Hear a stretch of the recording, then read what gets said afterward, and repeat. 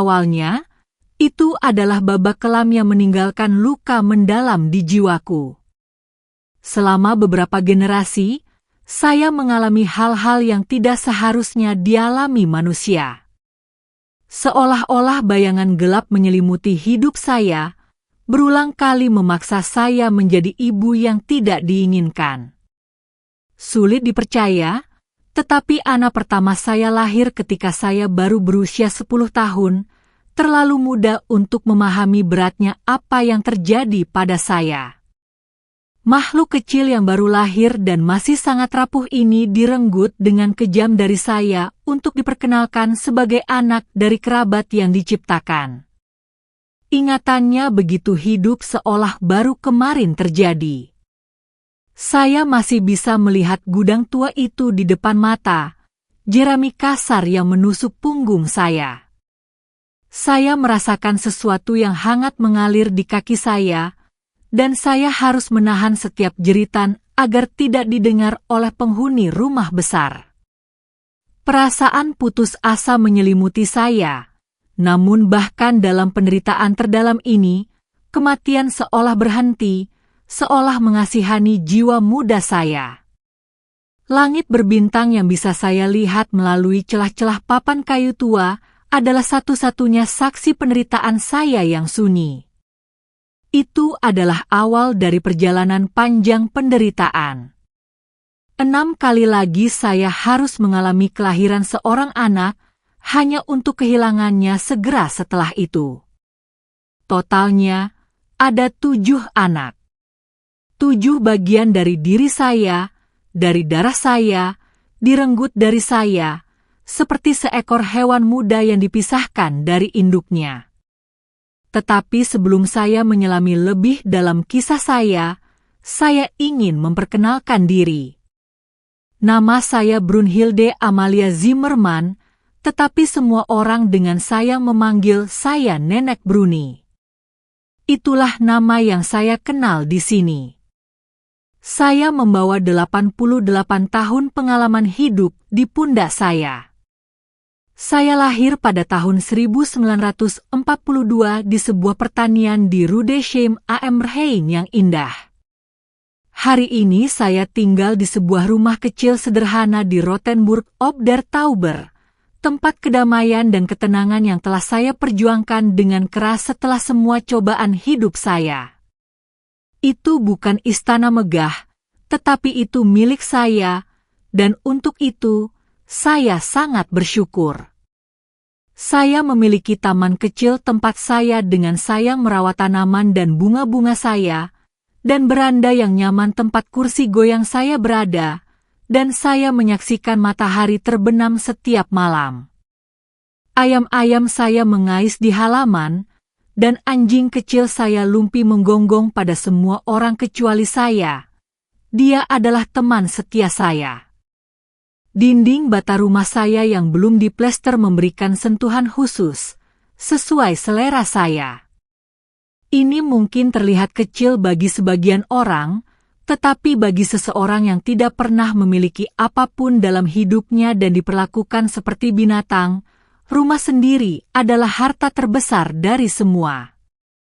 Sekarang setelah saya memperkenalkan diri, saya ingin tahu siapa Anda yang mendengarkan kisah saya. Beritahu nama Anda dan dari sudut Jerman mana Anda mendengar baris-baris ini. Jangan ragu untuk menuliskannya di komentar. Bayangkan Anda sangat dekat dengan Rothenburg. Kita bahkan bisa bertemu untuk minum kopi dan sepotong kue streusel buatan sendiri. Saya suka membayangkan suara saya mencapai tempat-tempat yang tidak bisa lagi dikunjungi kaki saya yang lelah. Orang-orang melihat saya hari ini dan hanya melihat seorang wanita tua dengan rambut putih pendek, agak pendek, tingginya nyaris 1 meter. Tetapi jika mereka melihat lebih dekat ke mata saya, mata hijau cerah yang saya warisi dari ibu saya, mereka akan menyadari bahwa mata itu menyimpan lebih banyak cerita daripada buku apapun di dunia ini. Saya melihat ke cermin dan melihat bekas-bekas yang ditinggalkan kehidupan pada saya. Setiap kerutan menceritakan kisahnya sendiri. Kerutan di sekitar sudut mulut saya berasal dari seringnya saya menggigit bibir untuk menahan diri agar tidak berteriak ketika saya harus menderita. Kerutan di sekitar mata saya berasal dari banyak tangisan diam-diam. Dan yang di tangan saya menceritakan tentang kerja keras yang telah saya lakukan sejak kecil. Saya tidak pernah meninggalkan rumah tanpa bros kupu-kupu di kerah blus saya. Itu adalah hadiah pertama yang saya beli untuk diri sendiri ketika saya akhirnya merasa bebas. Saya membayarnya dengan uang yang saya peroleh dari menjual kue dan pai buatan sendiri. Seekor kupu-kupu emas dengan sayap terentang, siap terbang. Begitulah perasaan saya ketika saya lolos dari babak kelam itu. Itu adalah jimat saya, simbol harapan saya. Beberapa bertanya kepada saya, "Mengapa kupu-kupu?" Saya kemudian menjawab bahwa ia terjebak dalam kepompong gelap sepanjang hidupnya sebelum ia dapat melebarkan sayapnya dan terbang. Sama seperti saya. Hari ini, semuanya berbeda. Berkat upaya besar, saya berhasil mendirikan Yayasan Rebirth, yang telah membantu lebih dari 200 wanita dan anak-anak melarikan diri dari situasi menekan serupa yang saya alami. Itu dimulai kecil, dengan sebuah rumah kecil di properti saya yang saya sediakan untuk seorang wanita muda yang melarikan diri dari situasi keluarga yang sulit. Kemudian datang yang lain, dan lebih banyak lagi. Hari ini kami memiliki 3 fasilitas di seluruh negeri. Ini mungkin tidak terlihat banyak, tetapi setiap wanita yang diselamatkan sudah merupakan kesuksesan besar dalam perjuangan melawan dunia yang masih sering memperlakukan wanita seperti properti. Anak-anak saya, yang dapat saya bawa kembali ke dalam hidup saya setelah bertahun-tahun berjuang, sekarang menjalankan yayasan bersama saya. Ini adalah cara kami mengubah apa yang kami alami menjadi sesuatu yang positif. Tetapi kisah ini dimulai jauh lebih awal, di pertanian Gute Hoffnung, harapan baik. Nama yang indah untuk tempat yang bagi saya adalah sepotong neraka di bumi.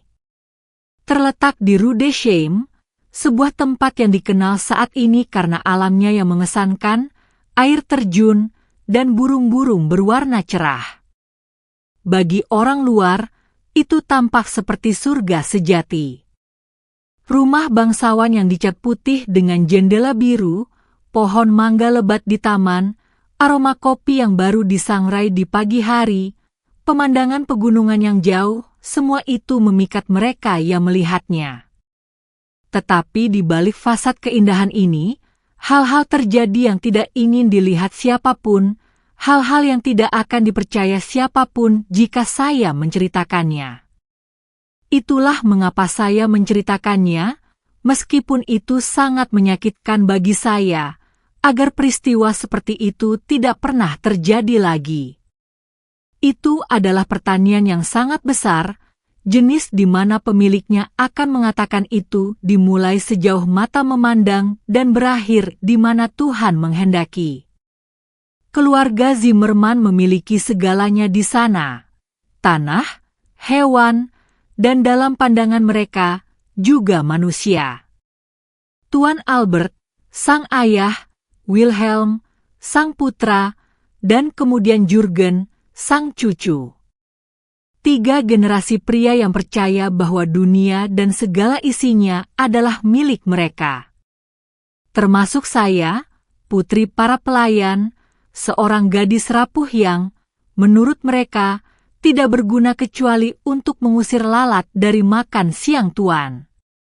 Dulu, pada tahun 1940-an dan 50-an, Rudesheim adalah dunia yang berbeda.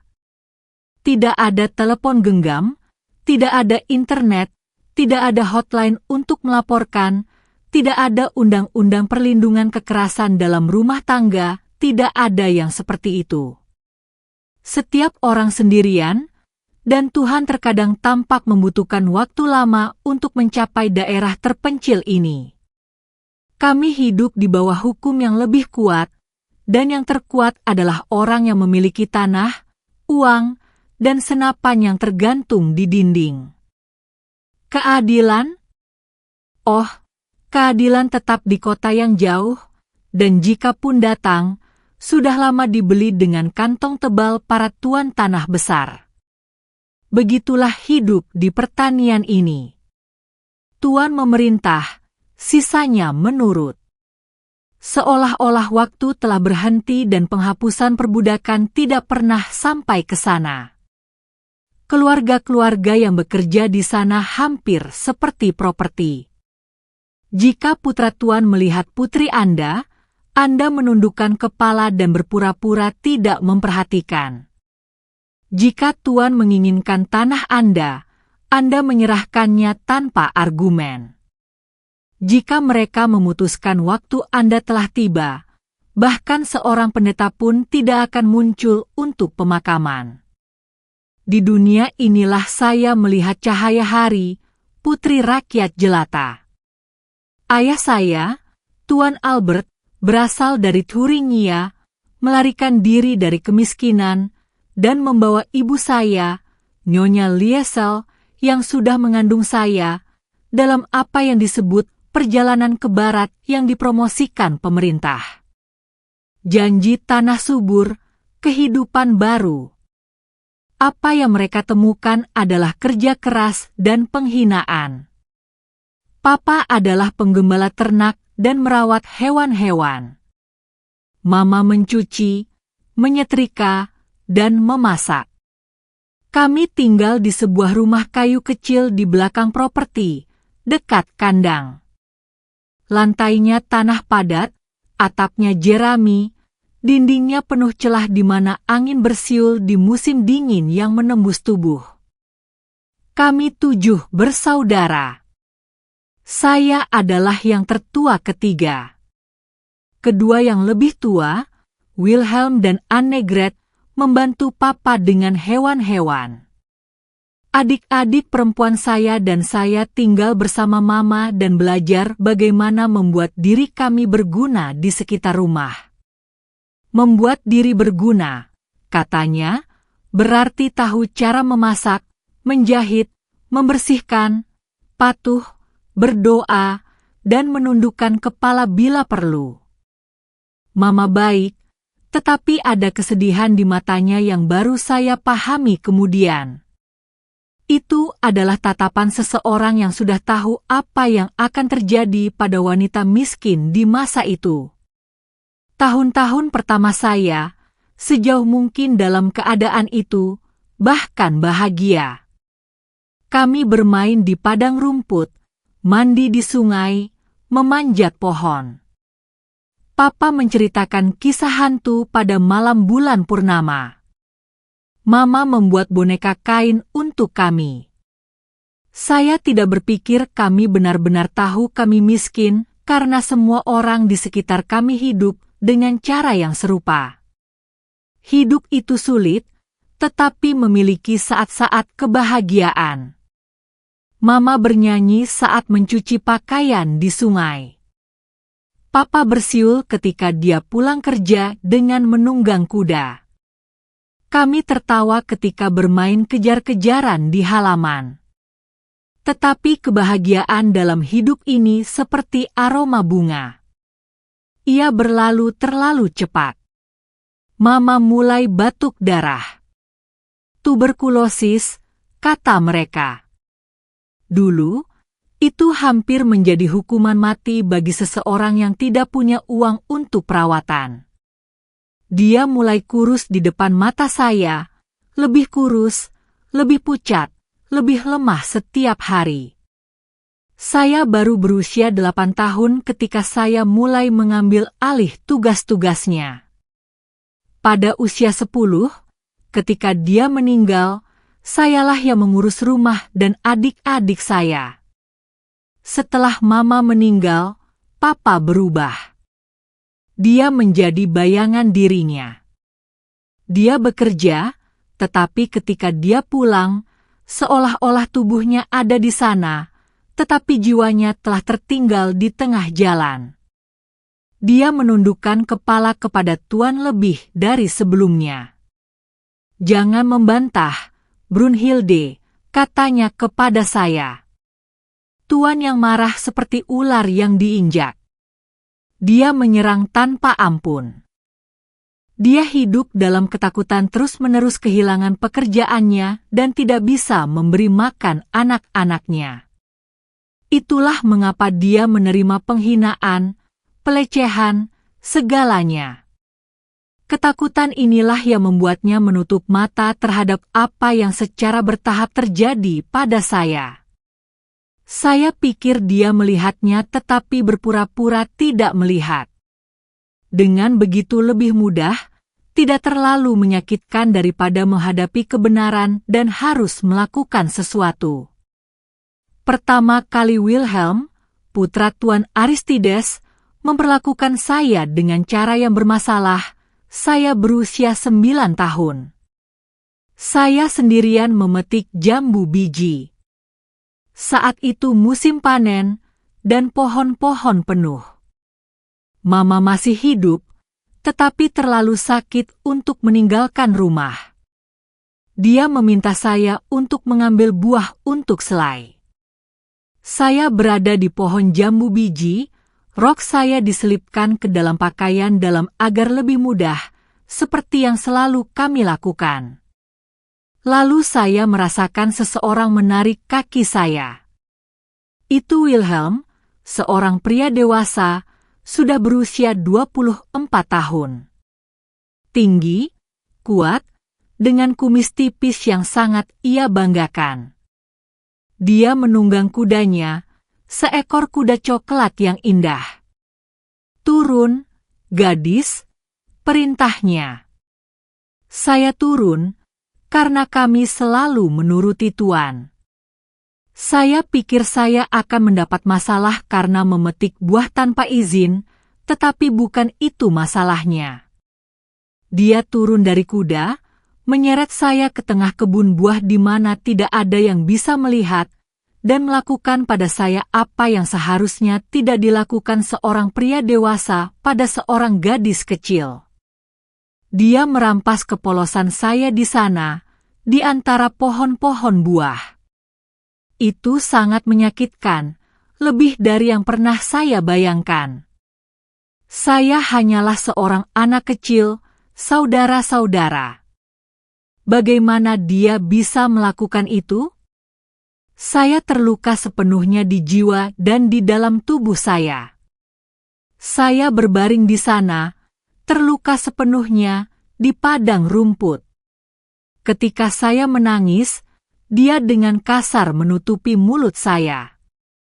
"Jika kamu memberitahu siapapun, ayahmu dan saudara-saudaramu akan diusir ke jalanan. Kamu akan kelaparan.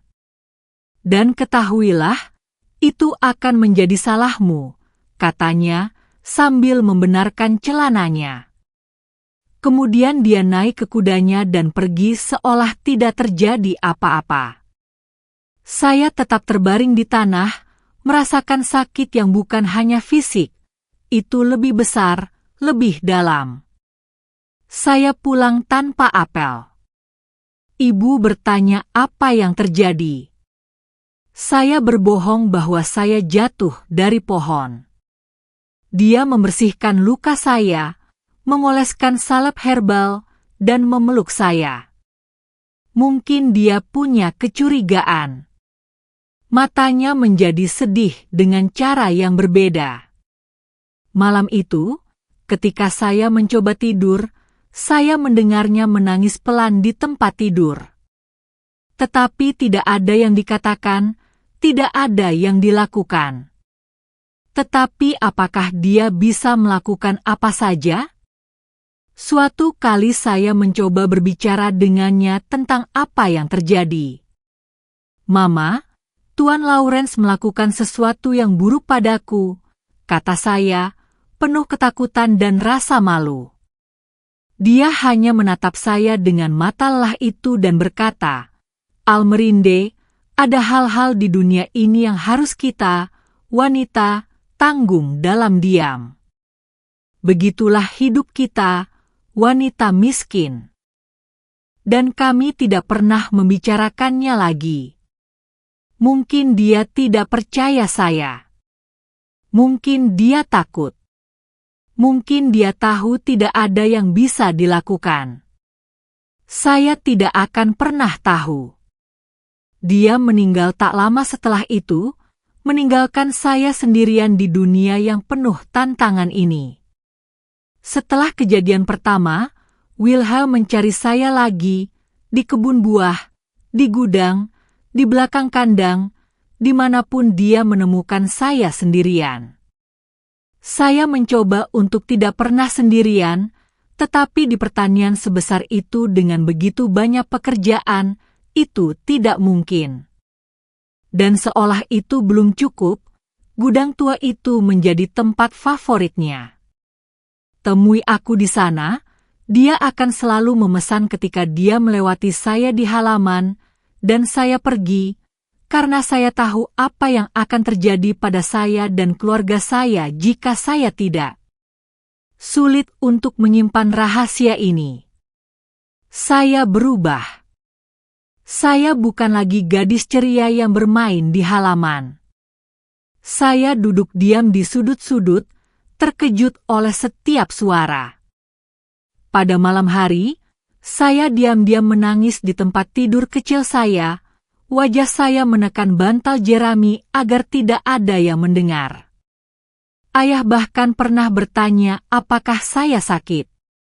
"Tidak, Ayah, saya hanya lelah," jawab saya. Dia menerimanya, mungkin karena lebih mudah mempercayai itu.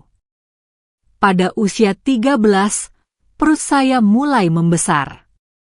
Saya tidak benar-benar mengerti apa yang terjadi.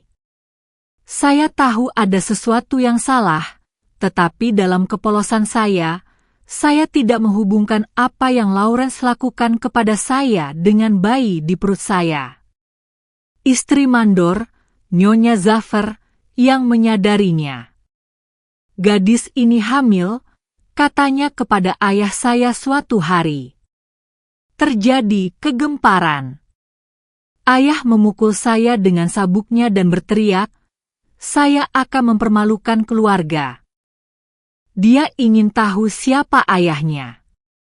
Saya tidak bisa mengatakannya melalui air mata saya. Bagaimana saya bisa menjelaskan bahwa itu adalah putra pemilik tanah yang melakukan ini kepada saya, ketika pemilik tanah itu sendiri berdiri di dekatnya, mengamati semuanya?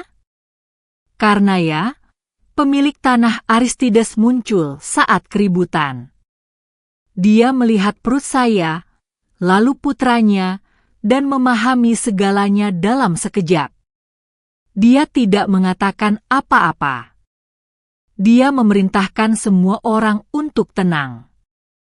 Kemudian, dia memanggil ayah saya dan Lawrence untuk berdiskusi di rumah bangsawan. Persalinan dimulai pada malam bulan purnama. Rasa sakit dimulai pada sore hari, tetapi saya menahannya dalam diam, takut mengganggu. Ketika Nyonya Zaffer membawa makan malam saya dan melihat bahwa saya sedang dalam persalinan, dia berlari untuk melaporkannya di rumah bangsawan. Tetapi tidak ada yang datang. Pemilik tanah mengirim pesan bahwa saya harus mengurus diri sendiri, karena hewan liar terbiasa melahirkan sendiri. Dan saya melakukannya. Dari 7 kelahiran dalam hidup saya, yang pertama ini adalah yang terburuk. Saya tidak tahu harus berbuat apa, bagaimana melakukannya, apa yang harus diharapkan. Rasa sakitnya begitu parah sehingga saya pikir saya akan mati. Di gudang tua itulah, tempat saya sering berada dalam situasi sulit, saya melahirkan anak saya. Jeremy menusuk punggung saya saat saya menggeliat kesakitan. Saya menggigit sepotong kain untuk menahan diri agar tidak berteriak keras dan menarik perhatian. Darah mengalir di kaki saya, membentuk genangan di lantai tanah. Saya melihat bintang-bintang melalui lubang di atap dan memohon mereka untuk membantu saya. Saya berdoa kepada Yesus Kristus, meskipun saya pikir Dia telah meninggalkan saya. Saya mendorong dengan sekuat tenaga yang bisa dikerahkan seorang gadis berusia 13 tahun. Dan kemudian dia lahir, putri pertama saya. Seorang gadis kecil yang bahkan tidak menangis ketika dia datang ke dunia, seolah-olah dia sudah tahu bahwa di tempat ini lebih baik tidak diperhatikan. Saya memotong tali pusar dengan pisau tua yang saya bawa, seperti yang diajarkan Nyonya Charva kepada saya. Saya membersihkan bayi dengan kain dan menekannya ke dada saya. Untuk sesaat singkat yang saya hargai seperti harta karun, dia adalah milik saya. Saya merasakan jantungnya berdetak di samping jantung saya. Saya menyentuh jari-jarinya yang mungil. Saya mencium kepalanya yang basah. Putriku, bisik saya. Itulah satu-satunya waktu saya bisa memanggilnya seperti itu. Itu tidak berlangsung lama. Segera Lawrence dan Nyonya Augusta, istri pemilik tanah, datang. Mereka merenggut gadis itu, masih berlumuran darah, dari pelukan saya. Nyonya Augusta membungkusnya dengan selimut tipis dan membawanya pergi. Sekarang dia adalah keponakanku, katanya, seolah berbicara tentang sebuah benda. Kamu tidak boleh lagi mengatakan bahwa kamu adalah ibunya. Jangan pernah. Apakah kamu mengerti? Atau kamu akan menyesalinya seumur hidupmu? Saya jamin. Lawrence tetap diam sejenak. Dia melihat saya terbaring di jerami kotor itu, masih berdarah, dan berani mengatakan, kamu sudah melahirkan dengan baik. Mungkin yang berikutnya akan laki-laki. Mereka menamai putri saya Chon Seisao, putri dari sepupu Julia, yang sayangnya meninggal saat melahirkan. Itulah cerita yang mereka ceritakan. Seorang sepupu yang belum pernah dilihat siapapun, yang muncul hamil dan tiba-tiba meninggal. Pertanian itu jauh dari kota, kunjungan jarang terjadi. Siapa yang akan bertanya? Terutama dengan keluarga Zimmerman? Sementara saya pulih dari persalinan, bersembunyi di kandang seperti hewan yang sakit, kehidupan di pertanian berlanjut seolah tidak terjadi apa-apa. Putri saya dibesarkan di rumah bangsawan seolah-olah dia adalah bagian dari keluarga. Saya kembali ke tugas saya segera setelah saya bisa berdiri. Saya mencuci, menyetrika, memasak, membersihkan. Saya melihat putri saya dari kejauhan, tanpa bisa menyentuhnya, tanpa bisa menyusuinya, tanpa bisa menjadi ibunya, seperti saya yang sebenarnya. Setiap kali saya bertemu dengannya di halaman, digendong oleh salah satu pelayan, dada saya sakit. Susu mengalir keluar dan membasahi pakaian saya. Saya memalingkan wajah dan terus berjalan, menahan tangisan. Itu hanyalah awal dari masa-masa sulit. Yang terburuk belum datang. Dan ketika saya menceritakannya kepada Anda, lebih baik Anda duduk, temanku. Anda mungkin pingsan karena terkejut jika Anda mendengar kebenaran yang saya alami. Tapi izinkan saya terlebih dahulu menceritakan kisah kami dari awal. Hidup kami tidak selalu begitu sulit. Saya tahu ini mungkin terdengar aneh untuk mengatakan itu setelah sedikit yang telah saya ceritakan kepada Anda, tetapi itu adalah kebenaran murni. Kami memiliki sedikit, tetapi kami bahagia dengan cara kami sendiri. Orang tua saya berasal dari pedalaman Thuringia, melarikan diri dari kekeringan. Ayah selalu menceritakan bagaimana dia mendengar di radio di toko bahwa ada tanah yang baik dan subur di Mecklenburg, bahwa pemerintah memberikan tanah kepada siapapun yang ingin bekerja. Mari kita pergi ke sana, Irene. Mari kita mulai lagi, katanya kepada ibu yang sudah mengandung saya. Mereka melakukan seluruh perjalanan dengan truk reot dengan sedikit barang bawaan yang mereka miliki. Ibu selalu mengatakan itu adalah pengalaman terburuk dalam hidupnya. Hamil, mabuk, terguncang di truk itu di atas jalan tanah, tidur di bawah pohon, makan apapun yang tersedia. Ketika mereka akhirnya tiba di Mecklenburg Lake District, impian memiliki tanah hancur. Pemerintah memang memberikan tanah, tetapi hanya kepada mereka yang punya uang untuk mendaftarkannya, memagarinya, mengolahnya. Untuk yang kecil, yang miskin, tetaplah bekerja di pertanian besar. Dan begitulah orang tua saya berakhir di Gut Hoffnung, tanah keluarga Zimmermann. Awalnya, ayah masih mencoba menabung untuk sebidang tanah. Dia menyisihkan setiap sen, melakukan pekerjaan sampingan di waktu luangnya, memimpikan hari ketika kami akan memiliki tanah sendiri. Tapi kemudian anak-anak lain datang, setelah saya, 4 lagi lahir. Uang, yang nyaris tidak cukup untuk makanan, menjadi semakin langka. Impian itu semakin menjauh, sampai suatu hari menghilang sepenuhnya, seperti awan yang Anda lihat di langit, dan ketika Anda melihat lagi, mereka telah pergi. Rumah kecil kami sederhana, tetapi bersih. Ibu berusaha keras, bahkan dengan sedikit. Lantai tanah padat, yang setiap hari ia sapu sampai halus. Ia menghaluskan dinding tanah liat dengan tanah liat dan abu agar lebih halus. Alih-alih gorden, ia meminta sisa kain kepada istri mandor dan membuat strip berwarna-warni yang ia gantung di jendela. Tempat tidur kami sederhana, tetapi lebih baik daripada tidur di lantai. Ketika hujan lebat, air merembes di bawah pintu, tetapi kami menumpuk bangku di atas meja dan tetap di sana sampai air surut.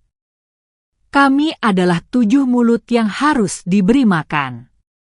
Saya adalah yang tertua ketiga. Kakak laki-laki saya, Anton dan Joseph, membantu ayah dengan hewan-hewan. Adik-adik saya, Sebastian, Apollonia, dan Johannes kecil, terlalu kecil untuk bekerja, tetapi mereka sudah belajar apa yang mereka bisa. Ibu mengajari saya semua yang harus dilakukan di rumah, karena katanya seorang wanita harus tahu bagaimana membantu dirinya sendiri. Pelajari segalanya, Brunhilde. Satu-satunya hal yang tidak bisa diambil siapapun dari Anda adalah apa yang Anda tahu cara melakukannya, katanya selalu, sambil menunjukkan kepada saya bagaimana memeras cucian dengan benar, bagaimana membuat larutan alkali dari abu, bagaimana memasak kacang dengan sempurna sehingga lezat tanpa hancur sepenuhnya. Ayah rajin. Dia bangun sebelum matahari terbit dan baru kembali ketika langit sudah penuh bintang. Dia merawat hewan-hewan dengan kasih sayang yang hanya dimiliki oleh seseorang yang benar-benar menyukai mereka. Dia tahu setiap sapi dengan nama, tahu dari kejauhan jika seekor kuda pincang, memahami hewan-hewan seolah-olah dia berbicara bahasa mereka. Pemilik tanah tua Aristides, patriark tua keluarga Zimmermann, mempercayakan kepadanya perawatan ternak yang paling berharga. Ayah bangga akan hal itu, tetapi dia tidak pernah diperlakukan berbeda dari seorang pekerja pertanian. "Selamat pagi, Tuan." "Ya, Tuan." "Sesuai perintah Anda, Tuan." Begitulah dia menghabiskan hari-harinya dengan kepala tertunduk. Sahabatku yang terkasih, hari ini saya menceritakan kisah sedih dari hidup saya. Ibu saya, Nenek Bruni, adalah jantung keluarga kami. Bahkan ketika dia sakit, dia tidak pernah kekurangan perhatian dan cinta. Dia memiliki suara yang indah dan bernyanyi saat mencuci pakaian di tepi sungai.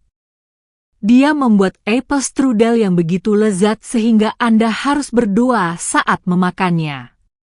Setiap hari Minggu dia akan menyisir rambut kami untuk menghilangkan kutu dengan sisir halus dan memakaikan pakaian terbaik kami agar kami bisa pergi ke misa yang dirayakan pendeta sebulan sekali ketika dia datang ke pertanian. Tetapi tuberkulosis perlahan-lahan menggerogotinya. Awalnya hanya batuk kering, lalu berubah menjadi batuk dalam yang tidak hilang. Ketika dia mulai batuk darah, kami tahu itu serius. Tidak ada obat, tidak ada dokter, tidak ada pengobatan. Hanya ada doa dan teh herbal yang direkomendasikan oleh wanita-wanita tua. Tapi itu tidak cukup. Hingga hari ini, saya merindukan ibu saya yang terkasih yang telah pergi ke surga. Sedih? Bukan, temanku? Apakah Anda juga merindukan ibu Anda? Keluarga Zimmerman adalah, seperti yang mereka katakan di sini, orang-orang yang berpunya, pemilik tanah, ternak, dan dalam pikiran mereka juga kami. Tuan Aristides, sang ayah, adalah seorang lelaki tua tinggi dengan alis lebat yang berbicara sedikit. Tetapi ketika dia membuka mulutnya, semua orang takut. Dia selalu membawa revolver di ikat pinggangnya dan cambuk kulit yang dianyam. Dia menggunakannya untuk mengusir nyamuk, katanya, tetapi semua orang tahu dia lebih sering menggunakannya pada orang daripada pada serangga. Wilhelm, putranya, sangat bermasalah. Seorang pria di puncak usia 24 tahun ketika ia pertama kali menyebabkan saya kesulitan. Dia memiliki jenis kecantikan yang hanya dimiliki oleh orang jahat. Menarik secara fisik, busuk secara batin, kumis kecil yang terawat rapi, rambut selalu disisir dengan pomade, pakaian bersih dan kaku. Dia telah belajar di ibu kota dan bisa membaca dan menulis seperti orang kota.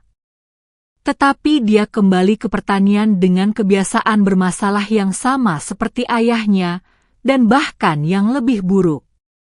Dia suka menunjukkan kepada para pekerja pertanian bahwa dia adalah putra pemilik, bahwa dia bisa melakukan apa saja, bahkan melecehkan putri-putri pekerja. Tuan punya istri, Nyonya Augusta, seorang wanita rapuh dengan kulit sangat putih dan rambut selalu diikat sanggul ketat. Dia berbicara dengan suara tipis, seolah-olah dia bahkan menghemat udara. Dia memperlakukan karyawan dengan jijik. Dia memandang kami seolah menembus, tidak pernah menatap mata kami. Dia tahu semua yang terjadi di pertanian tetapi berpura-pura tidak tahu. Dia lebih suka begitu. Dari keluarga Zimmerman, saya awalnya hanya mengenal Augusto, sang cucu, tidak lebih dekat, putra Wilhelm dan putri dari pemilik tanah tetangga. Dia selalu di ibu kota dan pergi ke sekolah asrama di sana. Dia hanya datang ke pertanian sesekali selama liburan. Seorang anak manja yang sudah tumbuh dengan berpikir bahwa dunia adalah miliknya. Saya tidak tahu bahwa suatu hari dia juga akan mempengaruhi situasi saya dan menyebabkan saya penderitaan besar. Pertanian, gute Hoffnung. Oh, pertanian itu sangat besar dan indah. Ada sedikit dari segalanya. Perkebunan kopi, ladang jagung dan kacang, padang rumput dengan sapi nelorek kelas 1, kuda ras murni di kandang. Rumah bangsawan berdiri di atas bukit. Anda bisa melihatnya dari jauh, semuanya putih, dengan jendela biru dan beranda di sekelilingnya. Di halaman, pohon mangga memberikan keteduhan yang sejuk. Di bagian belakang, ada kebun buah dengan segala jenis buah-buahan, jambu biji, jabuti caba, jeruk, lemon. Sedikit lebih jauh, perkebunan kopi membentang sejauh mata memandang. Saya ingat aroma pertanian itu seolah baru kemarin. Di pagi hari, aroma kopi yang baru disangrai datang dari gudang. Setelah hujan turun, ada aroma tanah basah yang merupakan aroma paling murni yang ada. Saat panen buah kopi, aroma biji kopi yang dikeringkan di halaman. Di sore hari, ketika para wanita di rumah-rumah pemukim menyalakan tungku kayu bakar, aroma asap dan makanan menyebar di udara. Rumah bangsawan selalu berbau lilin lebah yang digunakan para pelayan untuk memoles lantai dan perabotan, bercampur dengan lavender yang suka disemprotkan Nyonya Augusta pada sprei. Suara-suara juga memiliki musiknya sendiri. Lenguhan sapi saat fajar, kokok ayam jantan yang mengumumkan hari, derit gerobak sapi yang syarat kopi, dengungan motor di pabrik gula yang menggiling tebu untuk membuat molase, suara jangkrik yang tak henti-hentinya di musim panas. Burung-burung hitam di pohon-pohon di sore hari. Pada malam hari, jangkrik dan katak mengadakan tarian mereka sendiri. Indah untuk didengarkan, jika Anda tidak terlalu takut atau terlalu kesakitan untuk memperhatikan. Panasnya, oh, itu mematikan. Di siang hari, matahari membakar tanpa ampun. Tanah retak. Hewan-hewan mati-matian mencari tempat teduh, ayam-ayam berdiri dengan paruh terbuka, terengah-engah. Anda berkeringat hanya dengan bernapas. Di musim kemarau, itu bahkan lebih buruk. Debu merah menembus segalanya. Ke dalam makanan, ke dalam pakaian, ke dalam mata, ke dalam hidung. Itu menempel di kulit seperti lapisan kedua. Anda terbiasa, tetapi Anda tidak pernah berhenti merasakannya. Seperti yang saya katakan, saya berusia 9 tahun ketika semuanya dimulai. Saya sendirian di kebun buah, memetik jambu biji atas permintaan ibu saya yang sudah terlalu sakit untuk meninggalkan rumah. Saya telah memanjat pohon jambu biji, seperti yang selalu kami lakukan, dengan rok saya diselipkan ke dalam pakaian dalam agar lebih mudah. Saya ingat bersenandung lagu kecil yang diajarkan Mama kepada saya. Lalu saya merasakan seseorang menarik kaki saya. Itu Wilhelm. Dia menunggang kudanya. Saya takut akan mendapat masalah karena memetik buah tanpa izin. Saya cepat-cepat turun dan sudah meminta maaf. Maaf, Tuan Wilhelm, tapi ibu meminta saya untuk membuat selai. Dia tidak terlihat marah.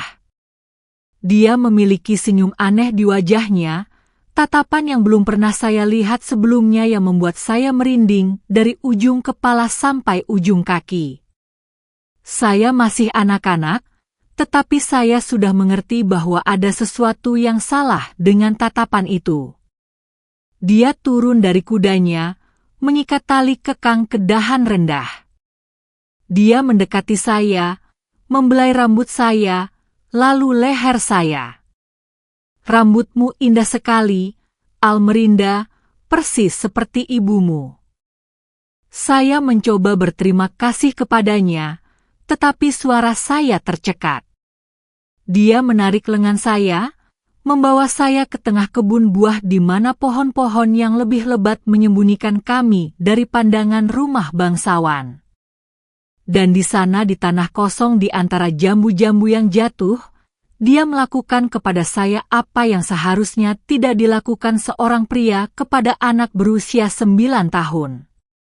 Saya ingat rasa sakitnya, ketakutannya, rasa malunya. Di kepala saya, tidak masuk akal bahwa hal seperti ini terjadi pada saya. Tetapi apakah saya punya pilihan, temanku? Saya masih anak-anak. Dia adalah orang dewasa. Dia tahu apa yang dia lakukan kepada saya. Dan si celaka itu bahkan menikmati apa yang dia lakukan. Saya ingat melihat ke langit saat dia menggunakan saya dengan caranya, mencoba membayangkan saya berada di tempat lain. Ketika dia selesai, dia berdiri, merapikan pakaiannya, seolah tidak terjadi apa-apa. Dan sebelum dia naik ke kudanya dan pergi, dia membuat ancaman yang akan membungkam saya selama bertahun-tahun. Jika kamu memberitahu siapapun, ayahmu dan saudara-saudaramu akan diusir ke jalanan. Kamu akan kelaparan dan itu akan menjadi salahmu. Saya terhuyung pulang, dengan rasa sakit di antara kaki saya, tanpa jambu biji yang seharusnya saya ambil. Saya berdarah, berlumuran kotoran, takut pada segalanya dan semua orang. Mama, meskipun sakit, menyadari ada sesuatu yang salah. Ada apa, anakku? Mengapa kamu menangis? Saya tidak bisa mengatakan yang sebenarnya kepadanya. Saya jatuh dari pohon jambu biji, Mama. Saya terluka di sekujur tubuh. Dia membersihkan darah yang mengalir, mengoleskan salep herbal, dan memeluk saya. Matanya, yang sudah cekung karena sakit, terlihat semakin sedih. Saya percaya dia tahu atau curiga, tetapi dia tidak memiliki kekuatan untuk menghadapi kebenaran ini. Kemudian, ketika saya mengumpulkan keberanian, saya mencoba berbicara dengannya. Mama, Tuan Wilhelm melakukan sesuatu yang buruk padaku, kata saya, gemetar karena takut dan malu. Dia diam sejenak, yang terasa seperti keabadian. Lalu dia berkata dengan suara samar seseorang yang sudah melihat kematian mendekat, "Diam, Nak. Jika kamu berbicara, ayahmu akan mencari keadilan dan mereka akan membunuhnya. Siapa yang kemudian akan merawat kalian semua? Saya akan segera pergi dari dunia ini ke dunia yang lebih baik, Nak. Saya tidak bisa bertahan lebih lama lagi." Dia membelai wajah saya dengan jari-jarinya yang sudah kurus karena sakit. "Berdoalah, anakku, berdoalah dan bertahanlah. Suatu hari kamu akan meninggalkan tempat ini." Saya menangis, tidak tahu apakah saya akan bisa melupakan semua yang telah saya alami. Tetapi saya tidak tahu bahwa ini baru pertama kalinya. Kami tidak pernah membicarakannya lagi. Mungkin karena tidak ada yang bisa dilakukan. Mungkin karena dia tidak memiliki kekuatan untuk menanggung rasa sakit ini di samping apa yang sudah dia rasakan. Tak lama kemudian, dia meninggalkan kami. Suatu pagi yang dingin, dia tidak bangun lagi. Sesederhana itu. Matanya terbuka, menatap langit-langit, tetapi dia tidak lagi di sana. Papa tidak menangis di depan kami. Dia membuat peti mati sendiri dari kayu pinus. Kami menguburnya di bawah pohon mangga di pemakaman pertanian kecil tempat pekerja lain sudah beristirahat. Tidak ada pendeta, tidak ada doa yang layak, hanya kami, keluarga, dan beberapa pemukim yang datang untuk memberikan penghormatan. Sejak hari itu, semuanya memburuk. Tanpa Mama, yang mengurus rumah dan adik-adik kecil, tanggung jawab ini sepenuhnya jatuh ke pundak saya, meskipun saya baru berusia 10 tahun. Papa pergi sebelum matahari terbit dan kembali ketika sudah gelap. Kakak laki-laki tertua juga. Yang kecil-kecil membutuhkan perawatan terus-menerus.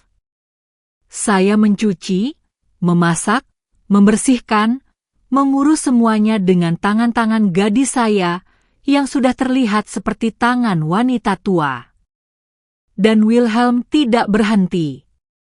Sebaliknya, tanpa Mama di dekatnya, lebih mudah baginya untuk menangkap saya sendirian.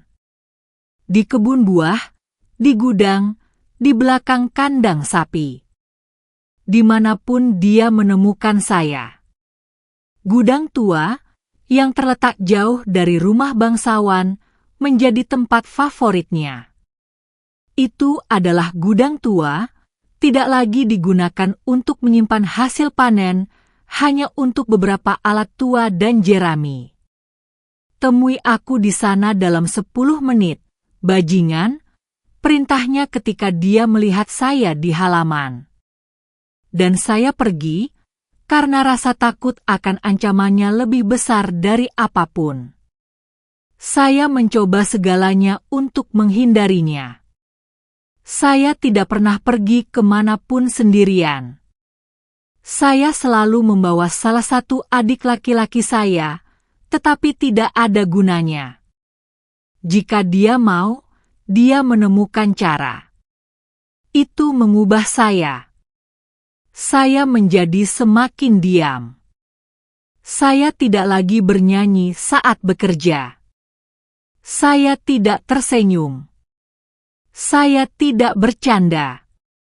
Saya tidur sedikit, terkejut oleh setiap suara. Mata saya selalu menunduk, seolah melihat ke tanah bisa melindungi saya. Ayah bahkan bertanya apakah saya sakit. Tidak demam, tetapi sangat pucat, sangat kurus. Saya mengatakan saya merindukan ibu. Itu benar. Tetapi bukan hanya itu. Itu adalah rasa takut, rasa malu, rasa sakit yang tidak pernah hilang. Pada usia 13, perut saya mulai membesar. Awalnya, saya sendiri hampir tidak menyadarinya. Saya pikir itu hanya bengkak karena kerja keras, karena membawa begitu banyak air, karena kelelahan. Pakaian saya longgar, agar tahan lebih lama saat saya tumbuh. Tapi tak lama kemudian menjadi sulit disembunyikan. Nyonya Gertrude, istri pengawas, yang pertama menyadarinya. Dia telah mengawasi saya dari sudut matanya selama berminggu-minggu. Suatu hari, saat saya berdiri di bak cuci, dia datang kepada saya dan meletakkan tangannya di perut saya tanpa bertanya. Gadis ini hamil, dia mengumumkan di depan semua orang. Siapa pelakunya? Berita itu menyebar seperti api. Tak lama kemudian sampai ke telinga ayah saya. Dengan marah, dia menghampiri saya dan menyeret saya dengan lengan ke dalam rumah. Benarkah itu? Teriaknya. Saya tidak bisa menjawab. Terlalu cepat terjadi. Ayah, yang biasanya tenang, berubah menjadi binatang buas. Dia mengambil sabuknya dan mulai memukuli kaki dan punggung saya. Katakan padaku, siapa yang menghamilimu? katakan padaku." Teriakan itu menarik perhatian. Tak lama kemudian, kerumunan berkumpul di luar rumah kami. Dan di antara mereka, Tuan Zimmerman, pemilik tanah, dan putranya Wilhelm muncul. Mereka berdiri di ambang pintu, menyaksikan pemandangan itu dengan ketenangan yang membuat darah saya membeku. Ketika ayah melihat pemilik tanah, dia berhenti memukuli saya. Dia malu. Dia meminta maaf atas keributan itu. Saya baru tahu bahwa gadis ini hamil, Tuan Zimmerman. Sebuah aib bagi keluarga kami. Pemilik tanah melihat perut saya, lalu putranya, dengan tatapan yang mengatakan segalanya. Dia tahu. Tentu saja, dia tahu.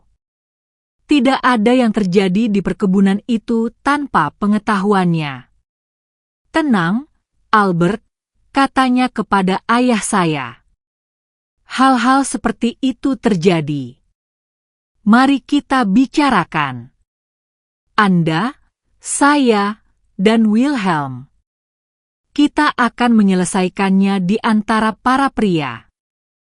Saya berdiri di luar, gemetar ketakutan dan kedinginan, meskipun itu adalah malam yang hangat. Hari ini saya tahu bahwa rasa dingin itu sebenarnya adalah ketakutan akan apa yang mungkin terjadi. Ketika ayah kembali, kepalanya tertunduk. Dia tahu apa yang telah terjadi, tetapi sekarang sudah terlambat untuk membantu. Dia menatap saya dan berkata, "Semuanya sudah beres, Liesel. Pemilik tanah akan mengurus semuanya. Kamu tidak perlu khawatir tentang apapun." Rencana mereka mengerikan dalam kesederhanaannya. Mereka menciptakan cerita bahwa seorang sepupu jauh dari Nyonya Hilda, istri pemilik tanah, akan tinggal di perkebunan karena alasan kesehatan. Sepupu Greta ini tentu saja tidak pernah muncul. Sebaliknya, saya disembunyikan di sebuah gubuk terbengkalai di tepi perkebunan selama bulan-bulan terakhir kehamilan saya. Sekali sehari, Nyonya Gertrude yang ditugaskan untuk mengawasi saya, membawakan saya sesuatu untuk dimakan. Saya praktis tidak melihat siapapun lagi. Saudara-saudara saya dilarang mengunjungi saya. Ayah datang sesekali, tetapi dengan canggung, malu, tidak tahu harus berkata apa kepada putrinya yang hamil oleh putra pemilik tanah. Seolah-olah dia sangat malu pada saya. Dalam isolasi ini, saya menghabiskan sebagian besar kehamilan, sendirian, ketakutan, tanpa benar-benar memahami apa yang terjadi pada tubuh saya, tanpa ada yang menjelaskan, tanpa ada yang menawarkan kata-kata penghiburan. Saya menyaksikan perut saya tumbuh setiap hari dan merasakan bayi menendang di dalam diri saya. Saya berbicara pelan kepadanya ketika tidak ada orang di sekitar. "Semuanya akan baik-baik saja, sayang. Semuanya akan baik-baik saja." Tetapi bahkan saya sendiri tidak mempercayainya. Persalinan dimulai pada malam bulan purnama. Rasa sakit dimulai pada sore hari saat saya mencoba mencuci pakaian di sungai dekat gubuk. Awalnya, itu hanya ketidaknyamanan, tekanan, lalu semakin kuat dan kuat sampai saya tidak bisa berdiri lagi. Saya menyeret diri kembali ke gubuk dan berbaring di tikar jerami yang berfungsi sebagai tempat tidur. Ketika Nyonya Gertrude datang untuk membawakan makan malam saya dan melihat saya menggeliat kesakitan, dia berlari untuk melaporkannya di rumah bangsawan. Berbulan-bulan. Sementara semua orang berada di area utama pertanian, makan, minum, dan menari, Dia mengalihkan perhatian para pelayan yang mengurus anak-anak kecil. Saya menyelinap ke kamar mereka, mengambil Otto, 4 tahun, dan Greta, baru 2 tahun, dan pergi melalui pintu belakang. Nyonya Gertrude menunggu dengan kuda yang sudah disadel. Kami tidak bisa berjalan kaki dengan 2 anak kecil. Logistiknya rumit. Anak-anak bingung, takut. Greta hampir mulai menangis, tetapi saya berhasil menenangkannya. Tidak apa-apa, anakku, bisik saya di telinganya, memanggilnya anak untuk pertama kalinya sejak kelahirannya. Mama di sini.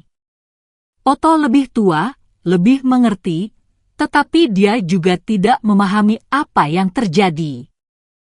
Kemana kita pergi, Bibi Hilda? Tanyanya. Ke tempat yang lebih baik, itu saja yang bisa saya jawab. Kami naik kuda. Saya di depan dengan Greta di pelukan saya, Otto di belakang, berpegangan erat pada pinggang saya, dan Nyonya Gertrude memberi kami instruksi terakhir. Selalu ikuti jalan utama ke persimpangan. Sebuah truk akan menunggu di sana. Pengemudinya adalah sepupu saya. Dia akan membawa Anda ke Munich. Saya akan tetap di sini dan menghadapi konsekuensinya jika mereka tahu. Saya punya kontak. Mereka tidak bisa menyakiti saya tanpa membayar harga yang mahal. Saya tidak punya waktu untuk berterima kasih padanya dengan benar, untuk mengatakan kepadanya betapa dia telah mengubah hidup saya. Hanya pelukan singkat, air mata di mata saya, dan saya pergi ke malam dengan 2 anak termuda saya, meninggalkan 5 anak lainnya dengan janji diam bahwa saya akan kembali kepada mereka sesegera mungkin. Perjalanan ke persimpangan tegang. Setiap suara seolah-olah seseorang mengejar kami. Setiap bayangan seolah-olah seorang pengejar. Anak-anak, lelah, akhirnya tertidur, yang merupakan kelegaan. Setidaknya mereka tidak membuat suara. Ketika saya akhirnya mencapai titik pertemuan yang disepakati, itu hampir pagi. Dan seperti yang dijanjikan, truk itu ada di sana. Seorang pria paruh baya melambai dengan hati-hati. Anda pasti Hilda. Gertrude menyuruh saya menunggu. Cepat, masuk ke belakang. Ada beberapa selimut agar Anda bisa tetap hangat. Kami berkendara sepanjang sisa malam dan sepanjang pagi bersembunyi di bawah terpal di belakang truk itu. Anak-anak bangun ketakutan, tidak mengerti di mana mereka berada. Saya harus membuat cerita, memberitahu mereka bahwa kami mengunjungi seorang bibi di kota besar. Mereka percaya karena anak-anak pada usia itu percaya apa yang dikatakan orang dewasa. Saya berharap bisa melindungi mereka dari kenaifan itu di masa depan. Kami tiba di Munich pada sore hari. Kota besar itu membuat saya takut. Begitu banyak orang, begitu banyak kebisingan, begitu banyak gerakan. Saya, seorang wanita desa, tanpa pendidikan, tanpa dokumen, tanpa uang, dengan 2 anak kecil. Pengemudi menurunkan kami di alamat yang diberikan Nyonya Gertrude, rumah seorang temannya yang setuju untuk menampung kami selama beberapa hari sampai kami memutuskan apa yang harus dilakukan. Di depan pintu rumah yang tidak dikenal ini, dengan Greta di pelukan saya dan Otto di tangan, melihat kota besar yang belum pernah saya lihat sebelumnya, saya takut seperti jarang sebelumnya dalam hidup saya. Bukan ketakutan yang akrab akan keluarga Zimmermann, tetapi ketakutan baru akan yang tidak diketahui, akan apa yang ada di depan. Akankah saya bisa merawat anak-anak ini? Akankah saya bisa menyelamatkan yang lain? Apakah saya akhirnya menemukan semacam kebebasan? Atau itu hanya ilusi? Saya menekan bel pintu. Jantung saya berdebar di tenggorokan, menunggu seseorang membuka pintu menuju kehidupan baru kami. Ketika pintu terbuka, itu bukan teman Nyonya Gertrude, tetapi seorang biarawati berjubah abu-abu. Saya tidak mengerti apa yang terjadi pada awalnya. Apakah alamatnya salah? Anda pasti Brunhilde, katanya dengan suara tenang. Gertrude memberitahu kami bahwa Anda akan datang. Masuklah. Anda dan anak-anak pasti kelelahan. Kami baru saja duduk ketika tiba-tiba terdengar ketukan keras di pintu. Dua pria berdiri di sana. Saya mengenali salah satu dari mereka sebagai salah satu mandor dari pertanian Zimmerman. Nyonya Hilda, salah satu dari mereka bertanya, seolah tidak yakin. Bos mengirim pesan. Sebelum saya sempat bereaksi, yang lain mencengkeram lengan Elsa. Gadis itu menjerit ketakutan. Otto, melihat adiknya dalam bahaya, menerjang pria itu dan menendang tulang keringnya. Itulah gangguan yang saya butuhkan. Saya menarik Elsa dengan sekuat tenaga, meraih tangan Otto, dan berlari, berteriak minta tolong.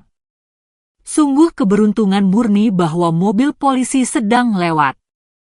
Ketika para pria melihat petugas, mereka berlari ke mobil mereka sendiri dan menghilang. Saya mengajukan laporan, tetapi saya tahu itu tidak akan ada gunanya. Mereka tidak akan pernah ditemukan. Pesan itu, bagaimanapun, jelas, keluarga Zimmerman tidak akan menyerah begitu saja. Setelah insiden ini, Wilhelm dan Suster Annegret meyakinkan saya bahwa tidak lagi aman di Rudesheim. Mereka punya banyak kontak di sini, banyak orang di daftar gaji, Wilhelm menjelaskan. Kita harus mengeluarkan Anda dan anak-anak dari kota, setidaknya untuk sementara waktu. Begitulah saya pindah ke Rothenburg ob der Tauber, sebuah kota kecil sekitar 200 km dari Rudesheim. Saya tidak mengenal siapapun di sana, tetapi itu cukup jauh dari keluarga Zimmerman dan cukup dekat bagi Wilhelm untuk terus mengerjakan kasus ini. Satu-satunya masalah adalah bagaimana menuju ke sana. Saya tidak punya uang untuk menyewa truk pindahan dan, sejujurnya, nyaris tidak punya apa-apa untuk dibawa. Beberapa pakaian, beberapa peralatan, 2 atau 3 mainan untuk anak-anak. Nyonya Gertrude, bos saya dari Wisma, ketika dia mengetahui situasinya, berbicara dengan salah satu tamunya, seorang pengemudi truk bernama Rolf, yang secara teratur mengemudi rute Rudesheim-Rothenburg. Dia pria yang bisa Anda percayai, dia meyakinkan saya. Dia akan membawa Anda dan tidak akan memberitahu siapapun. Rolf adalah seorang pria berusia sekitar 40-an, tinggi, kuat, dengan tangan kapalan seperti orang yang telah bekerja keras sejak usia muda. Wajahnya berkerut karena matahari, dia memiliki kumis tebal dan mata kecil yang menghilang ketika dia tertawa. Tidak seperti semua pria yang pernah saya kenal dalam hidup saya, dia memperlakukan anak-anak dengan kebaikan dan saya dengan rasa hormat yang belum pernah saya alami. Dalam perjalanan ke Rothenburg, duduk di kabin pengemudi dengan Elsa di pangkuan saya dan Otto terjepit di antara saya dan Rolf, saya bertemu seorang pria untuk pertama kalinya dengan siapa saya bisa berbicara tanpa rasa takut. Dia sedikit bicara tetapi banyak mendengarkan. Saya menceritakan sebagian dari kisah saya, tidak semuanya, tetapi cukup baginya untuk memahami mengapa kami melarikan diri. Dia tidak menghakimi, tidak meragukan, hanya menganggukkan kepala dan berkata, ada pria yang tidak pantas disebut pria. Ketika kami tiba di Rothenburg, Rolf membantu kami menemukan tempat untuk menyewa, sebuah kamar kecil di belakang rumah seorang wanita yang dia kenal. Dia membantu saya membawa sedikit barang yang kami miliki dan menyingkirkan semuanya. Dan sebelum dia pergi, dia meninggalkan nomor teleponnya. Jika ada masalah, hubungi saya. Saya lewat sini setiap minggu. Apa yang tidak saya ketahui saat itu adalah bahwa Rolf akan menjadi jauh lebih dari sekadar kenalan sesaat. Tapi itu cerita untuk nanti. Pada beberapa bulan pertama di Rothenburg, hidup sulit. Saya tidak mengenal siapapun, tidak memiliki pekerjaan tetap. Saya membersihkan dimanapun saya bisa, mencuci pakaian untuk orang lain, menjual kue dan permen yang saya pelajari cara membuatnya. Anak-anak didaftarkan di sekolah umum berkat bantuan Wilhelm, yang mengirim semua dokumen yang diperlukan. Kami hidup dengan kebutuhan dasar, tetapi setidaknya kami aman. Wilhelm mengunjungi kami sebulan sekali, membawa berita tentang kasus ini. Segalanya bergerak lambat, tetapi bergerak. Liputan media telah membantu menekan peradilan. Seorang hakim yang lebih independen telah mengambil alih kasus ini dan memerintahkan penyelidikan yang lebih menyeluruh. Dan yang paling penting, dia telah mengeluarkan perintah pengadilan yang mewajibkan Liesel dan Wilhelm, anak-anak saya yang lebih tua, yang sedang belajar di Munich, untuk menjalani tes paternitas. Sulit untuk melakukan tes. Keluarga Zimmermann mengajukan banding, mengklaim segala macam alasan untuk menundanya. Tetapi akhirnya, hampir setahun setelah pelarian saya, hasilnya keluar. Probabilitas 99,9% bahwa saya adalah ibu kandung mereka. Itu adalah kemenangan konkret pertama. Dengan hasil ini, hakim memerintahkan agar anak-anak ditempatkan sementara di bawah pengawasan negara sampai kasus ini sepenuhnya diselesaikan. Liesel berusia 19 tahun saat itu dan Wilhelm 18.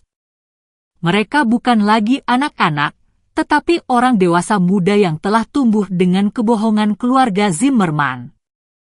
Pertemuan pertama dengan mereka adalah momen tersulit dan sekaligus terbahagia dalam hidup saya. Kami berada di sebuah kantor di Rue de Seine. Pekerja sosial dan psikolog hadir. Ketika mereka memasuki ruangan, jantung saya hampir berhenti. Liesel cantik, seorang gadis dengan rambut panjang dan mata hijau cerah yang sama dengan mata saya. Wilhelm tinggi, kuat, dengan sikap serius yang mengingatkan saya pada ayah saya. Mereka menatap saya dengan campuran kebingungan, ketidakpercayaan, dan rasa ingin tahu. Ini ibu kandungmu, jelas pekerja sosial itu. Tes telah mengkonfirmasinya. Keheningan yang menyusul terasa tak berujung. Akhirnya, Liesel berbicara dengan suara gemetar. Mengapa Anda meninggalkan kami? Pertanyaan itu menusuk saya seperti pisau. Itulah yang dikatakan keluarga Zimmermann kepada mereka, bahwa saya, sang ibu, telah meninggalkan mereka.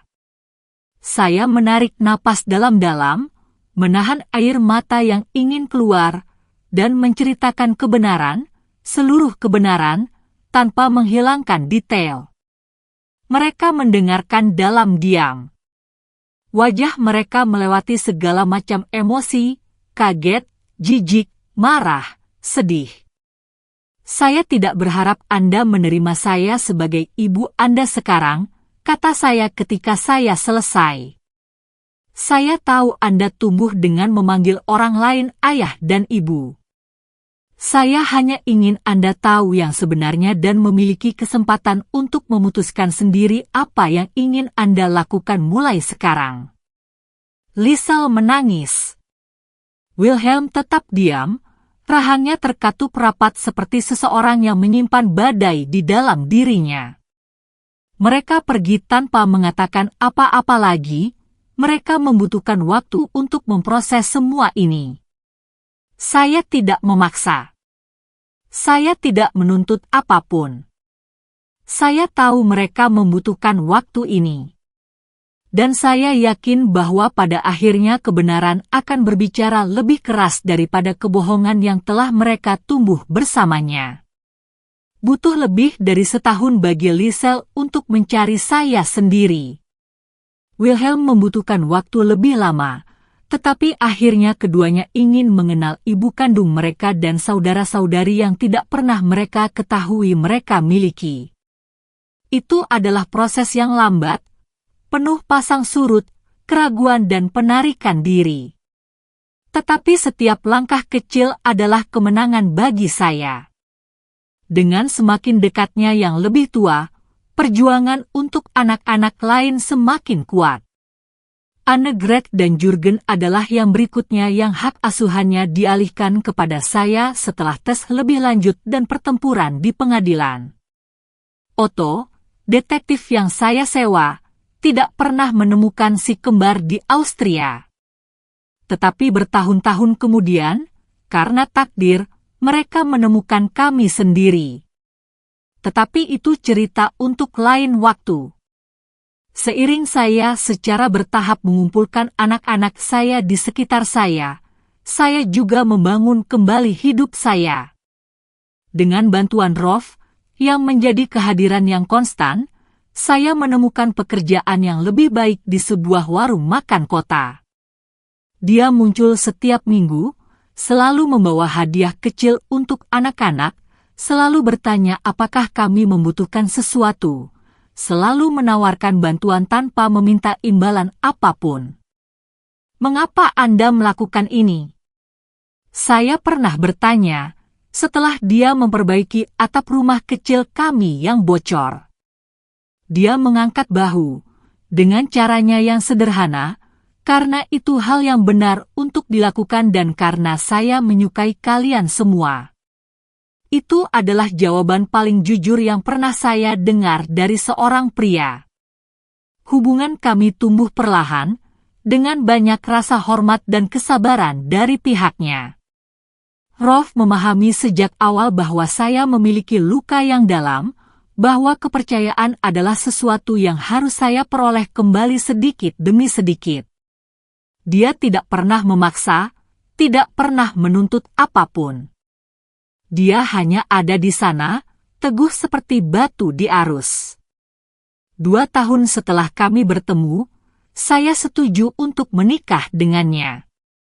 Itu adalah upacara sederhana di kantor catatan sipil kota dengan anak-anak sebagai saksi. Saya tidak memiliki gaun putih, tidak ada perayaan, tetapi untuk pertama kalinya dalam hidup saya punya pilihan. Saya memilih untuk bersama pria ini, tidak dipaksa maupun dijual, dan kebebasan memilih ini lebih berharga daripada gaun atau perayaan apapun.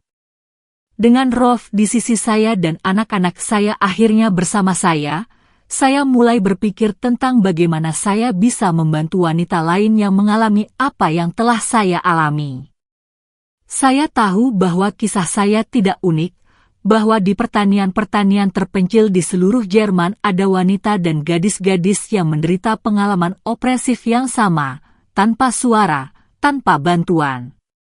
Saya mulai kecil, menawarkan rumah kami sebagai tempat perlindungan sementara bagi wanita yang melarikan diri dari situasi keluarga yang sulit. Tak lama kemudian, ruang menjadi terbatas, dan dengan bantuan Rolf, kami menyewa rumah yang lebih besar. Itu adalah awal dari apa yang kemudian akan menjadi yayasan, Neuanfang, awal baru. Saya cepat menyadari bahwa saya membutuhkan lebih banyak pengetahuan untuk benar-benar membantu.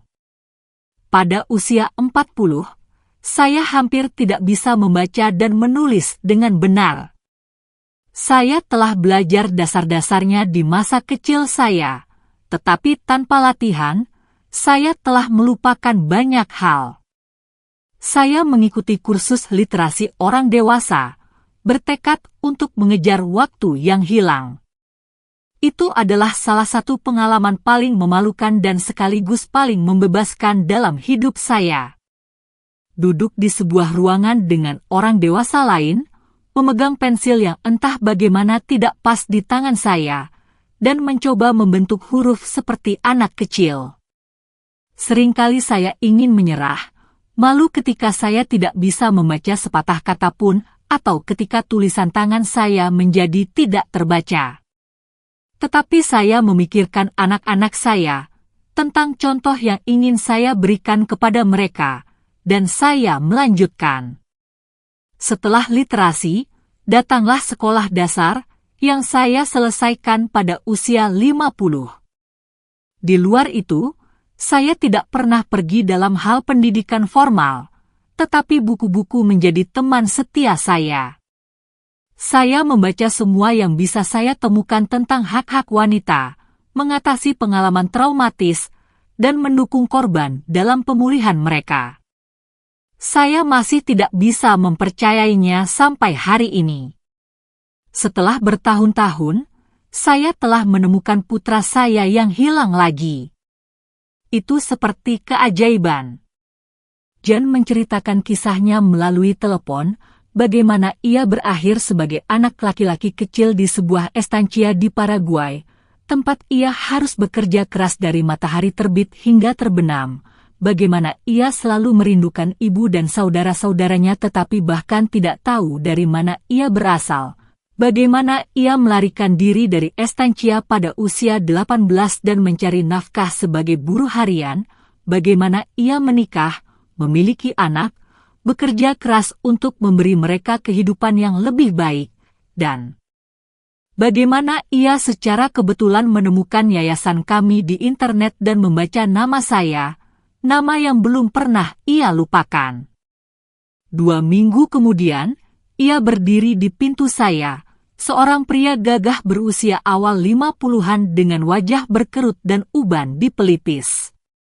Tetapi ketika saya menatap matanya, saya langsung mengenali Jan kecil saya. Kami saling berpelukan, menangis, dan tidak melepaskannya selama beberapa menit. Istri dan anak-anaknya berdiri di dekatnya, sama-sama kewalahan. Hari itu, keluarga saya akhirnya lengkap kembali. Jan dan keluarganya sejak itu pindah ke sini, hanya beberapa jalan jauhnya. Dia bekerja di yayasan, merawat anak-anak yang telah dipisahkan dari keluarga mereka. Saya tahu bagaimana perasaan mereka, katanya selalu, dan saya ingin menunjukkan kepada mereka bahwa ada harapan. Anak-anaknya, cucu-cucu saya, telah menjadi anak muda yang luar biasa.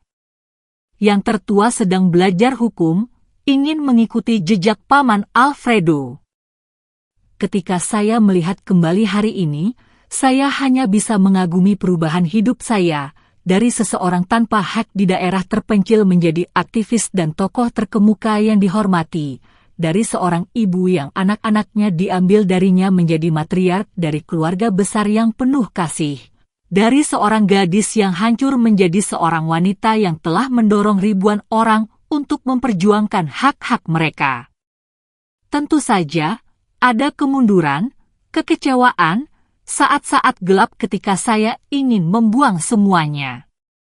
Tetapi saya beruntung memiliki orang-orang di sisi saya yang menangkap saya dan mendorong saya untuk terus maju.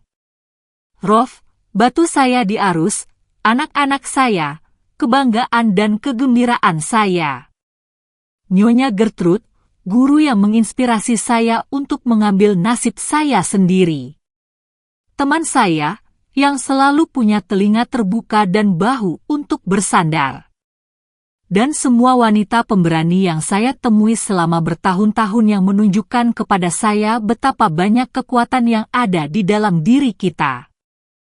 Ketika gadis-gadis muda bertanya kepada saya hari ini apa rahasia saya selalu berkata, jangan pernah menyerah. Tidak peduli seberapa putus asa kelihatannya, tidak peduli berapa kali Anda dijatuhkan, selalu bangkit kembali. Carilah bantuan.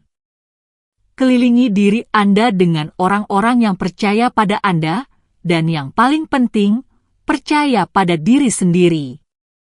Anda lebih kuat dari yang Anda kira. Saya ingin menyampaikan kata-kata ini kepada cicit-cicit saya ketika saya tidak ada lagi di sini. Mereka akan tumbuh di dunia yang berbeda dari saya, di dunia yang kita perjuangkan. Tetapi mereka juga akan memiliki perjuangan mereka sendiri, mengalami ketidakadilan mereka sendiri. Dan kemudian mereka harus mengingat nenek buyut mereka yang menemukan jalannya dari kegelapan terdalam menuju cahaya, yang tidak pernah menyerah, tidak peduli seberapa gelap itu, dan yang bisa memindahkan gunung dengan cinta dan tekad. Itulah warisan saya. Bukan uang, bukan harta benda, tetapi kepastian bahwa kita semua memiliki kekuatan di dalam diri kita untuk membuat dunia sedikit lebih baik, bahwa suara kita penting, bahwa kisah kita layak diceritakan, bahwa ketika kita berdiri bersama, kita lebih kuat dari penindasan apapun. Nama saya Brunhilde Amalia Zimmermann. Saya lahir dalam bentuk ketergantungan, tetapi saya membebaskan diri. Saya dibungkam, tetapi saya menemukan suara saya. Saya dihina dan ditempatkan dalam situasi sulit, tetapi saya mempertahankan martabat saya. Saya adalah penyintas, seorang pejuang, seorang ibu, nenek buyut, seorang wanita yang mengubah jalannya sejarah dengan menolak menerima nasibnya. Dan selama saya bernapas, saya akan terus berjuang untuk saudara perempuan saya, putri-putri saya, cucu-cucu perempuan saya, sampai tidak ada gadis, tidak ada wanita yang harus menderita seperti yang telah saya derita, sampai keadilan dan martabat bukan lagi hak istimewa yang kuat, tetapi hak yang jelas bagi semua orang. Itu janji saya. Saya bersumpah atas ingatan semua orang yang memulai perjalanan ini dengan saya tetapi tidak dapat menyelesaikannya. Atas saudari-saudari yang tak terhitung jumlahnya yang kisahnya tidak pernah diceritakan. Dengarkan saya. Jangan lupakan kami dan teruskan obor sampai kegelapan terakhir diterangi. Itu harapan saya. Itu warisan saya. Itu Hans. Putra saya Hans, berusia sekitar 40 tahun saat itu, yang menemukan saya lagi setelah hampir 4 dekade. Dia menjelaskan bahwa dia dibesarkan sebagai anak angkat, syukurlah bukan dalam keadaan sulit, oleh keluarga Austria. Dia tumbuh besar, belajar pertanian, menikah, dan punya anak. Suatu hari, saat mencari akarnya, dia menemukan bahwa dia telah diadopsi saat kecil. Keluarga angkat, malu, akhirnya menceritakan kebenaran kepadanya. Dengan informasi minimal ini, dia memulai pencarian bertahun-tahun hingga seorang teman melihat laporan tentang yayasan dan membuat koneksi. Seminggu kemudian, kami bertemu, saya, Hans, dan semua anak-anak lainnya. Reuni itu terjadi di Bandara Munich, tempat dia terbang langsung dari Wina. Ketika dia turun dari pesawat, saya tidak ragu dia adalah putra saya. Dia terlihat persis seperti Anton, si kembar yang tumbuh bersama saya. Keduanya berhadapan seperti cermin, mirip dalam penampilan, sangat berbeda dalam pengalaman hidup. Kami menghabiskan hari-hari berbicara, menangis, tertawa, dan mengejar waktu yang hilang. Johannes kembali ke Austria setelah itu, ke keluarga yang telah dia dirikan di sana. Tetapi sejak saat itu, dia bersikeras untuk mengunjungi kami secara teratur dan membawa anak-anak dan cucu-cucunya untuk mengenal keluarga Jerman. Pada tahun 2015, saya mengalami kejutan terbesar dalam hidup saya. Saya dinominasikan untuk penghargaan hak asasi manusia Jerman atas pekerjaan saya di yayasan. Saya tidak pernah berpikir saya akan diakui secara nasional. Saya, seorang wanita tanpa pendidikan formal, lahir di pedesaan, yang baru belajar membaca dan menulis dengan benar sebagai orang dewasa. Upacara berlangsung di Berlin di Kanselir Federal. Saya pergi dengan semua anak-anak saya, beberapa cucu, dan Suster Consolasau, yang sudah tua, tetapi tetap teguh seperti biasa. Ketika nama saya dipanggil dan saya naik panggung untuk menerima penghargaan dari Presiden Republik, kaki saya gemetar begitu hebat sehingga saya pikir saya tidak akan berhasil. Penghargaan ini, kata saya dalam pidato dadakan yang saya berikan, bukan hanya milik saya. Ini milik setiap wanita yang menemukan keberanian untuk mengatakan tidak pada situasi opresif. Ini milik setiap anak yang berhasil melarikan diri dari keadaan sulit. Ini milik anak-anak saya yang membawa bekas luka yang tidak mereka minta. Ini milik para sekutu yang percaya ketika akan lebih mudah untuk ragu. Dan ini bahkan milik mereka yang menyalahi saya. Karena tanpa mereka, saya mungkin tidak akan pernah menemukan kekuatan yang ada di dalam diri saya. Ketika saya berpikir tentang betapa banyak undang-undang telah berubah sejak masa muda saya kagum. Dulu, seorang gadis berusia 11 tahun dalam situasi sulit dengan majikannya tidak punya siapa-siapa untuk dimintai bantuan. Polisi tidak campur tangan dalam masalah keluarga. Hakim cenderung lebih percaya perkataan orang kaya daripada perkataan wanita miskin. Tidak ada undang-undang perlindungan kekerasan dalam rumah tangga, tidak ada undang-undang perlindungan anak, tidak ada seluruh jaringan perlindungan yang, meskipun tidak sempurna, menyelamatkan begitu banyak nyawa hari ini. Hari ini, seorang gadis dalam situasi saya saat itu akan memiliki tempat untuk melarikan diri. Akan ada polisi dengan departemen khusus untuk wanita untuk melapor. Akan ada kantor kesejahteraan anak untuk melindunginya. Akan ada organisasi seperti milik saya untuk menampungnya. Tentu saja, hal-hal buruk masih terjadi. Masih ada orang di luar sana yang percaya bahwa uang dan kekuasaan memberi mereka hak atas tubuh orang lain. Tetapi sekarang mereka tidak dapat lagi bertindak dengan impunitas seperti itu. Sekarang ada konsekuensi, meskipun kurang dari yang seharusnya. Setelah semua yang saya alami dan lihat, saya sampai pada beberapa kesimpulan, pelajaran yang selalu saya sampaikan ketika saya berbicara dengan wanita yang kami terima. Pertama, tubuhmu adalah kuil suci, dan tidak ada yang berhak menodainya. Itu adalah kebenaran paling mendasar yang perlu diketahui setiap wanita. Tidak peduli seberapa besar mereka mencoba meyakinkan Anda sebaliknya, tidak peduli kekuasaan apapun yang mereka pikir mereka miliki atas Anda, tubuh Anda hanya milik Anda. Martabat Anda tidak bisa dinegosiasikan. Jika seseorang mencoba mengambilnya dari Anda memiliki setiap hak untuk melawan, melarikan diri, melakukan apapun yang diperlukan untuk melindungi diri sendiri. Kedua, tidak peduli berapa lama waktu yang dibutuhkan, keadilan akan datang. Jika belum datang, itu karena belum berakhir. Seringkali yang berkuasa tampaknya lolos, tampaknya tak tersentuh. Wilhelm melecehkan wanita dan gadis selama hampir 40 tahun sebelum dia menghadapi konsekuensi. Tetapi keadilan datang dengan satu atau lain cara. Terkadang tidak seperti yang kita inginkan. Tidak sejauh yang adil. Tetapi itu datang. Alam semesta punya caranya. Dan jika belum datang untuk penyiksa Anda, itu karena ceritanya belum selesai. Ketiga, Balas dendam terbesar terhadap mereka yang menyalahi Anda adalah membangun kehidupan yang bahagia meskipun ada mereka. Keluarga Zimmerman ingin menghancurkan saya, ingin mereduksi saya menjadi tidak ada.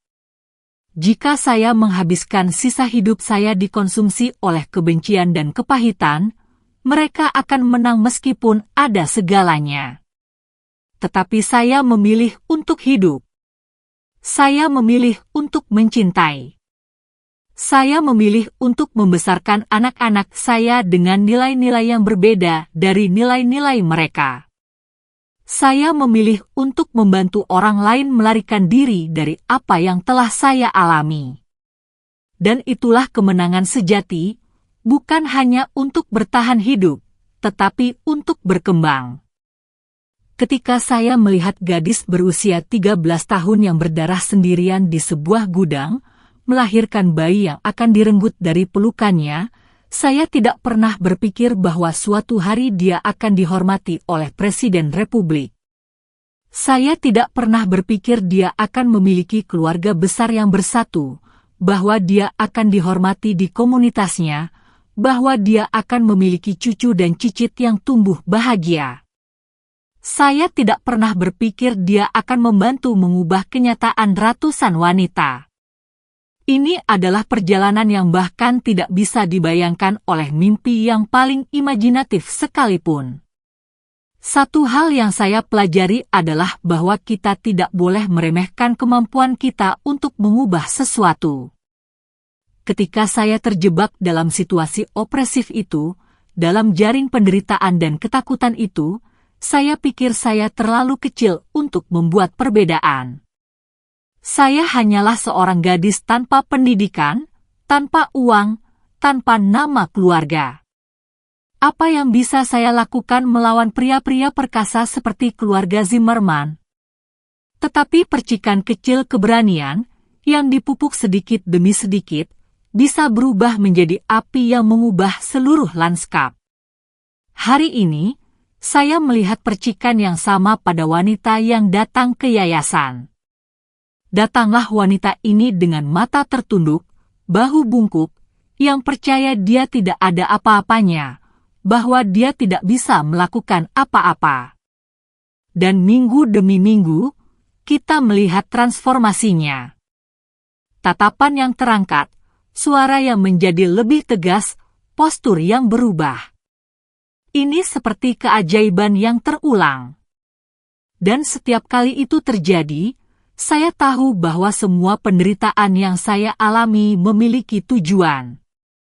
Jika Anda menonton ini dan berada dalam situasi sulit, saya ingin Anda tahu satu hal, Anda tidak sendirian.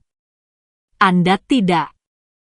Ada orang yang bersedia membantu, untuk mempercayai Anda, untuk berjuang di sisi Anda. Mungkin terlihat tidak ada jalan keluar, seolah-olah dinding semakin mendekat di sekitar Anda. Tetapi ada jalan keluar. Saya menemukannya. Ratusan wanita lain telah menemukannya. Anda juga bisa menemukannya.